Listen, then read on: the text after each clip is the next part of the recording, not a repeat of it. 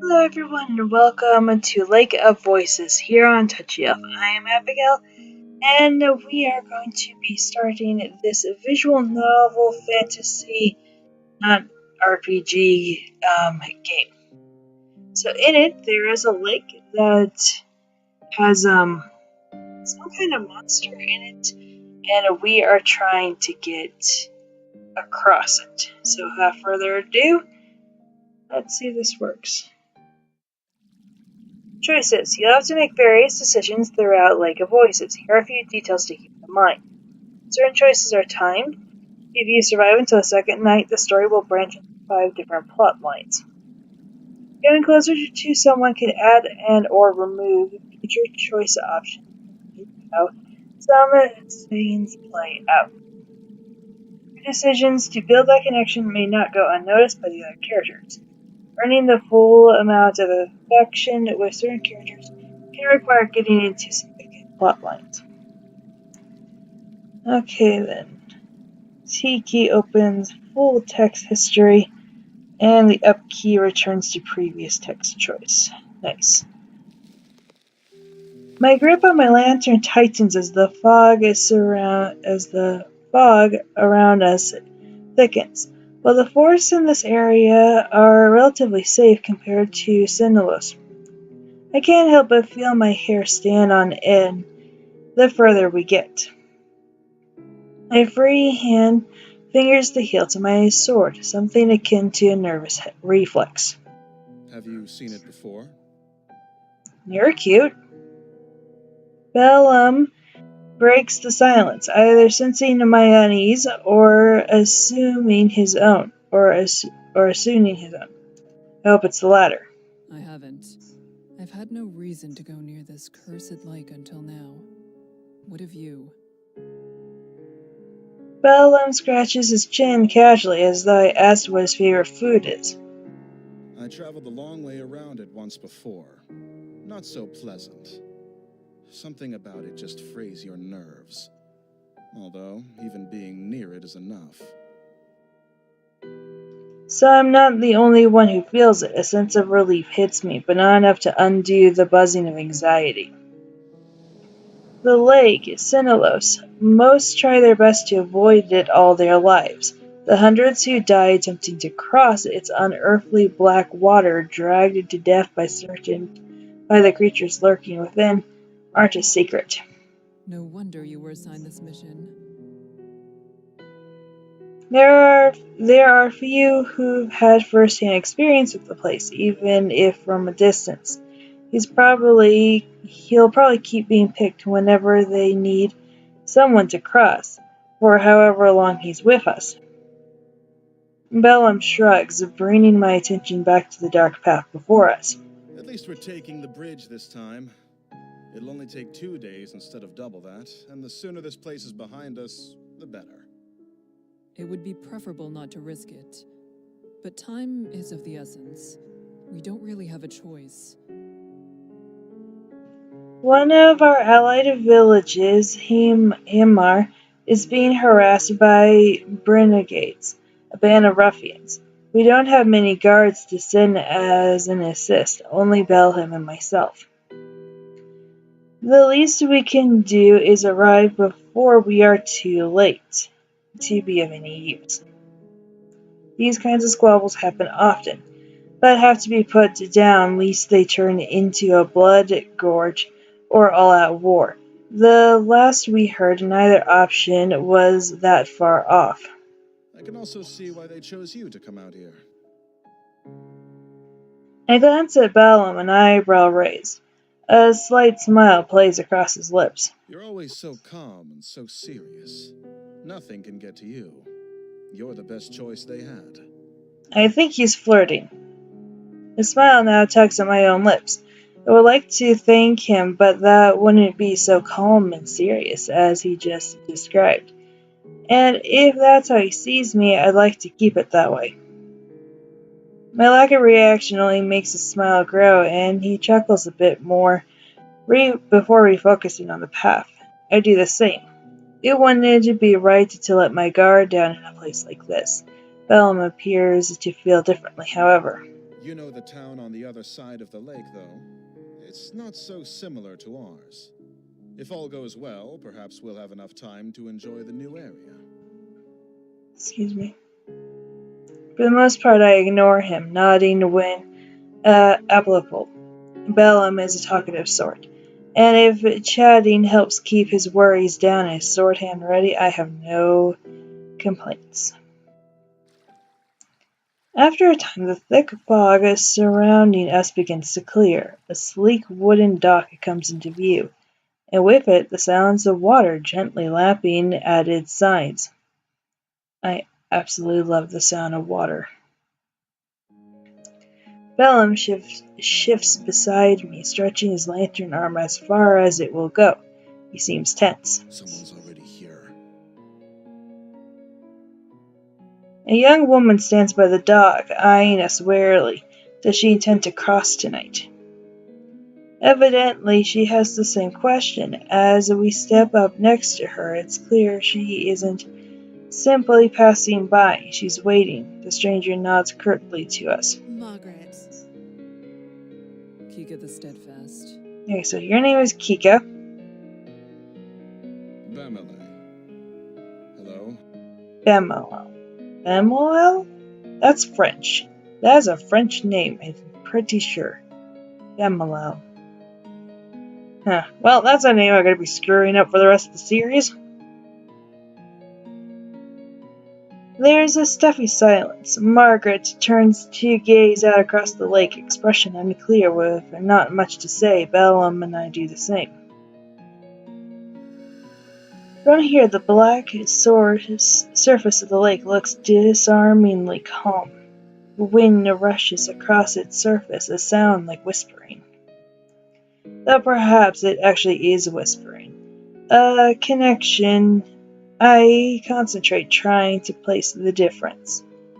Searching for breaks and a rhythm. After a few seconds, I feel foolish. It doesn't matter what the noise is. Whether I hear them or not, we're not alone. The Nixie are out there. A feeling that I can't quite shake tells me they've already noticed the little group of people on their shores. It feels hostile. My stomach sinks and I instead address Bellum. Where is the guide? Unless he's on the center island or on the complete other side, your guess is as good as mine. It's dark as pitch out there. Panic rises inside me. Panic I try hard to quell.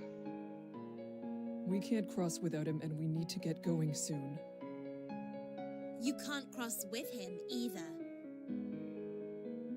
The one behind us, Margaret, cuts in with something like a snort. What? I know the guide will be here tonight. I have already made arrangements with him to cross. Bellum and I share a look. The woman seems haughty and willing to put up a fuss. I have his word he'll take me today.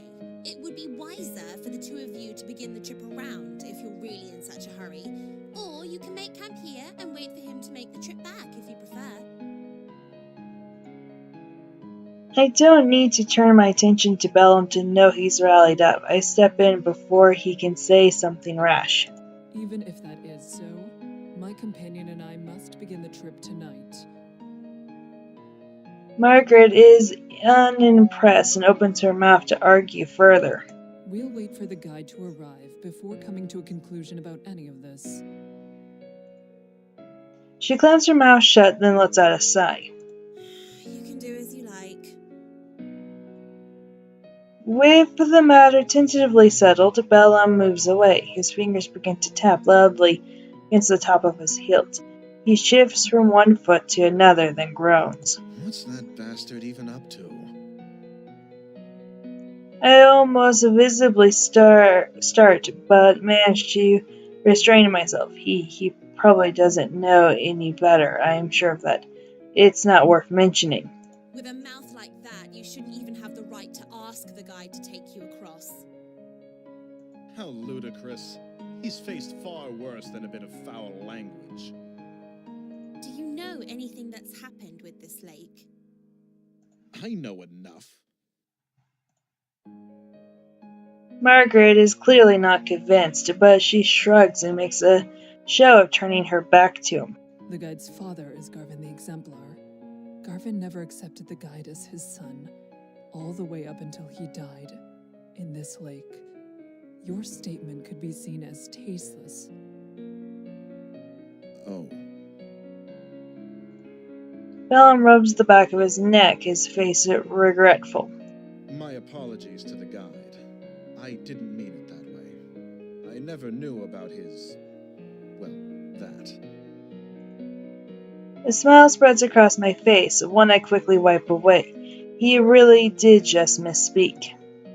The silence slowly stretches between the three of us, growing more awkward with each passing second. Margaret seems irritated and Bellum abashed. Let's talk to Bellum. I know you. You are brash but not intentionally cruel. I'm sure all is well.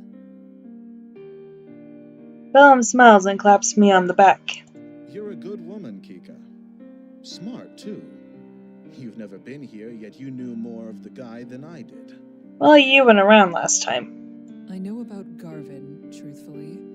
Tales of his deeds were some of the only stories my parents ever told. Is that so? You could tell me more about it sometime. He's flirting again. I pause, unsure how to respond to this type of respect. I would like that very much. And he's blushing. Yes, I wouldn't mind that. It must wait until after this trip, though. Of course. We should drop this topic sooner rather than later, in any case. I agree. Even if there's no harm meant, hearing someone mention Garvin is probably difficult for the guide, no matter what the circumstance. With the topic dropped, we each remain locked inside our own thoughts, not another word passing between us. Eventually, a small light appears on the bridge ahead, gently swaying through the foggy air. It gets closer and closer until it becomes apparent it's a figure carrying a lantern. That must be the guide, although I can't shake the ghostly aura it gives off. The figure steps onto the shore, but we wait for him to approach us instead of going to meet him. None of us are sure how close to the waters we can get before it is no longer safe. He stops in front of us and simply stares. Come on, mouse. There we go. Are you the guide of Sinnlos? So the lake's name is Sinnlos. The man nods. He has a sharp face and weary eyes. Well, that's grand. We would like an escort across the lake. Bellum motions to the two of us, and Margaret approaches, a strained smile on her face. Hello, it's good to see you again. I'm ready to cross, as we've agreed upon. The guide turns to face her as well, face remaining unchanged. It must not be a lie. He would have had to say something otherwise. She really does have preference to travel with him. That's a problem. Is there a way we can all begin the trip tonight? Yes, I will allow all three of you to go. But with that many, at least one will die before we reach the other side.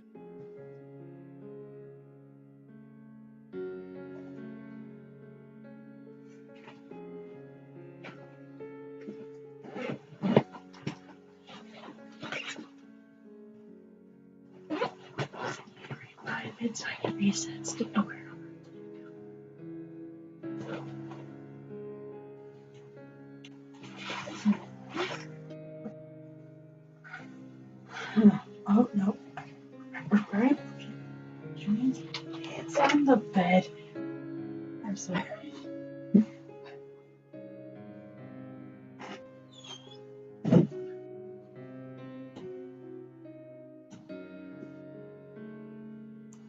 I furrow my brow. It's a disturbing adenym, and one offered with little emotion attached. Bellum glares back, asking without asking what we're supposed to do with such circumstances.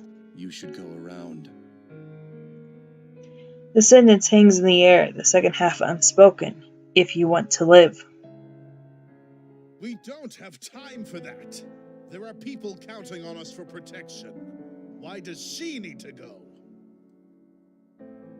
He jerks a finger at Margret, whose face contorts with anger. I don't need to explain myself to you. My journey has already been put off once, and I was promised I could go today. I will be going under any circumstances. She meets Bellum's eyes with a gaze of steel. He starts to speak, and she cuts in. An extra day or two shouldn't be that much of a problem for you. Whoever you're meeting can surely wait such a tiny amount longer. Patience is a virtue, after all. The night is only so long, and if we're still on the bridges when the sun comes up, we'll all die as they sink back below the surface. If you don't decide soon, no one will be going. The guide is dispassionate, stoic. I would almost feel something's wrong with him if I didn't share the trait myself. Bellum pulls me to the side, jaw clenched tight. That woman isn't armed. So? His voice is low. He darts a glance at Margret. We can easily get her to back off if we make this into an actual fight. After all, we have to go tonight, yes? If one of us really is to die, it'll be her. Would staying be a worse fate than her death? I stare back at the dog, refusing to meet Bellum's eyes, and try to keep my voice as level as possible. We don't know her situation. This isn't a decision we can make for her. What? Bellum leans in closer, apparently having missed what I said. I remove the sympathy for her in my response when I speak again. The guide won't accept something like that, I assume. His face is grim. Then what else do you have in mind? First of all, you and I cannot split up. Either we both stay, or we both go. Right. That's not a question. I cross my arms, a hand on my chin. I have full confidence in my abilities and in Bellum's. But there's no reason not to believe the guide knows exactly what he's talking about. If we go, he might not be able to give the group the attention we each deserve. That would mean we truly would be putting Margaret's life at risk on top of our own. I believe we should go. And I believe you. Bellum's reply is firm. My steadfastness seems almost weak in comparison to its certainty. He addresses the guide. We shouldn't waste more time. Let's shove off. The guide slowly turns around, without even a nod to show his agreement. Margret stares at Bellum and meets something of a resolve in her gaze. Then she follows after the guide. At least she didn't insist we stay behind. We should do what we can to protect her. It's our fault she's being put in even further danger. Exactly my thoughts. We will take care of everything. Maybe I'm being naive, but I have no intentions of letting anyone fall victim to this lake tonight. Those monsters can starve. Do they eat people? I smile at him for a change, and Bellum eagerly smiles back. Oh.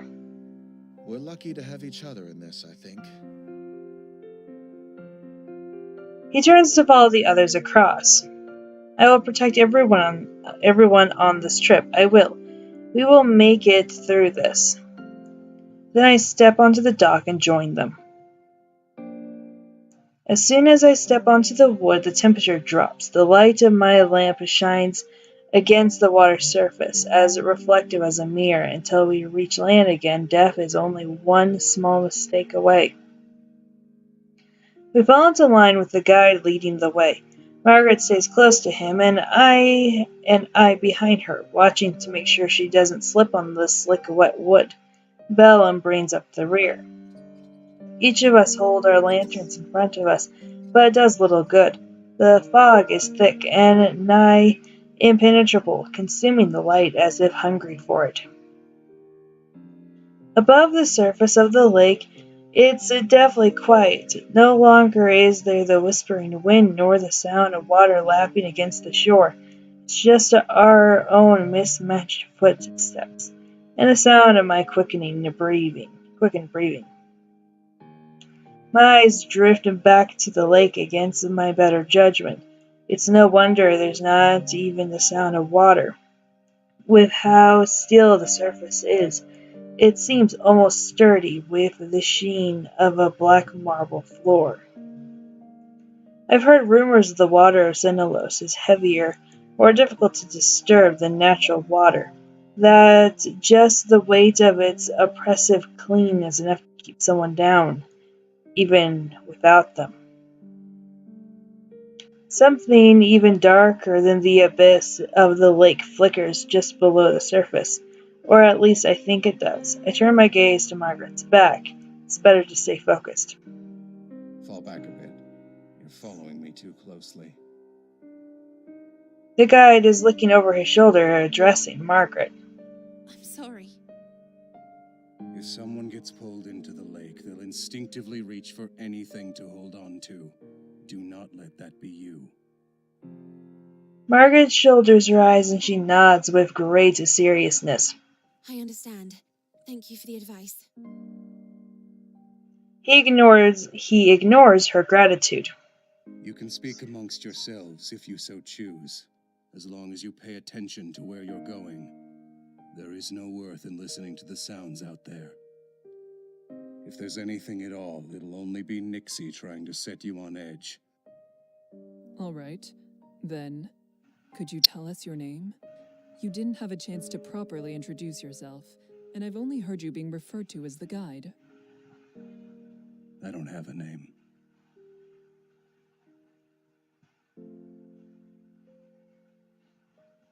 He's facing the front again, his voice as expressionless as before. I have no way of guessing how he feels as he says this. Oh. It's probably just something he wishes. It's probably not something he wishes to talk about. However, there was something else I wanted to say, so changing the subject is not difficult. Margaret, thank you for allowing us to join you. Margaret shrugs non-committably. It wasn't exactly up to me. The guide said he would take you. She hesitates, and then she looks intensively over her shoulder at me. But thank you for saying that. It's appreciated. Bemele and I will do our best to be an asset on this trip, rather Bem- than a burden. Bemele. That's nice. I'm not afraid to be out here, though. Still, at least with your training, you should be able to take care of yourselves. I'm still gonna mess up that name. It's comforting to know that everyone here is so confident in their abilities, not enough to forget how terrible it feels to be over this lake. I'm not sure if this is fortunate or unfortunate. Believing yourself to be secure doesn't mean that you are. As the conversation lulls, a new sound breaks through. It's the whispering noise again. It's the chatter of inhuman voices, and this time coming from all around us. Taking care of yourself is exactly what you need to do. The guy is speaking again, except louder, as if to cover the Nixie's voices with his own. Work to survive at all costs, and hope that everyone around you has enough sense to do the same. That's the only way you'll make it to the other side. Margaret nods and responds, but I hear a grunt from behind me. Groups tend to go further when they work together to achieve the same goal. Agreed. Bellum. The guy doesn't say anything in response to Bella May's grumbling either.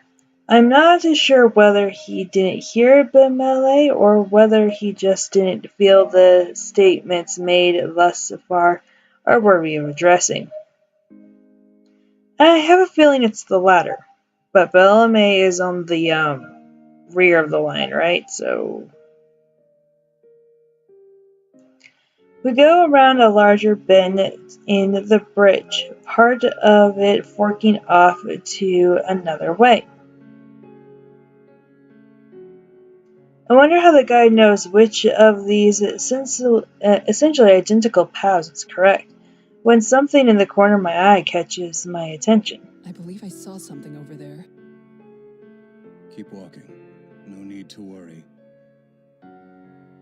The guide's voice is calm and level. I decide against pressing the issue, not wanting to set everyone even more on edge. What did he say? Perhaps not wanting the conversation to be caught by the guide, he speaks softly, though I couldn't quite hear him before because of it. I take my eyes off Margret ahead for a moment to explain it to Bellum and stop dead on my tracks. Only one word is able to escape me in my stunned stare. Behind. And I'm going to end this episode of Lake of Voices right here. Thank you so much for watching and stay in touch. Goodbye.